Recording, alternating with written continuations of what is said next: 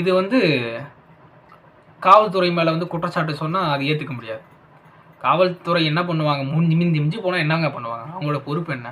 ஒரு 10 100 போலீஸ் வந்து ஒரு 100 1000 கூட வச்சுங்க, 1000 போலீஸ் வந்து நிற்கிறாங்கன்னு வச்சுங்களேன், என்ன பண்ணுவாங்க? கிட்டத்தட்ட 20,000 பேர் 27,000 பேர் தொண்டர்கள் இருந்தாங்கன்னா என்ன அடக்கிட முடியுமா? அவங்களோட விதிமுறை என்னன்னா, சட்டம் ஒழுங்கு சீர்படக்கூடாது அப்படின்னு தான் பார்ப்பாங்க. ஆனால் எனக்கு தெரிஞ்சு நான் அப்பத்துலேருந்தே இந்த டிவிகே கட்சியை பற்றி நான் கட்சியாக நினைக்கல. ஓப்பனாக இந்த விஷயத்தில் இடத்துல சொல்லணும்னா என்ன நினைக்கிறேன்னா, ரசிகர்கள் எல்லாமே அவர் மேலே ரொம்ப ஒரு பைத்தியம்னு சொல்லலாம். அந்த அளவுக்கு அவர் வந்து அன்பாக இது பண்ணுறீங்க, அது ஓகே. அந்த விஷயம் ஆபத்தில் கொண்டு போகுது. கிட்டத்தட்ட அவர் பேசின 2 மாநாடு பல பிரச்சாரத்துலேயும் உயிரிழப்பு நிறைய நடந்திருக்கு. அது நியூஸ்லேயும் சொல்லியிருக்காங்க. அது திரு விஜய் அவர்கள் காதில் போயிருக்கோம்.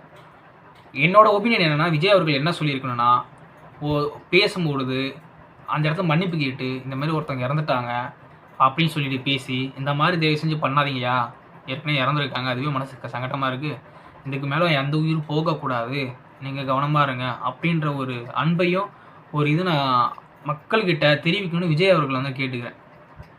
இதெல்லாம் தாண்டியும் இப்போ நான் இவ்வளோ பேசின இந்த விஷயம் எல்லாத்தையும் தாண்டியுமே இந்த ரசிகர்கள் தொண்டர்கள் என்ன பேசுகிறாங்கன்னா, இது வரைக்குமே அந்த 40 பேர் இறந்ததை வந்து ஒரு பெரிய பொருட்டாக நினைக்கல.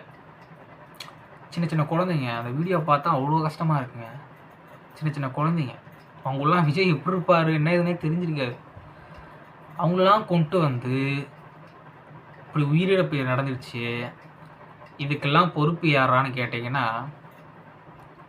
யாருமே கிடையாது. போகிறீங்களா இந்த ரசிகர்கள் மற்றும் தொண்டர்கள், நீங்கள் 2 பேர் தான் பிரச்சனையே.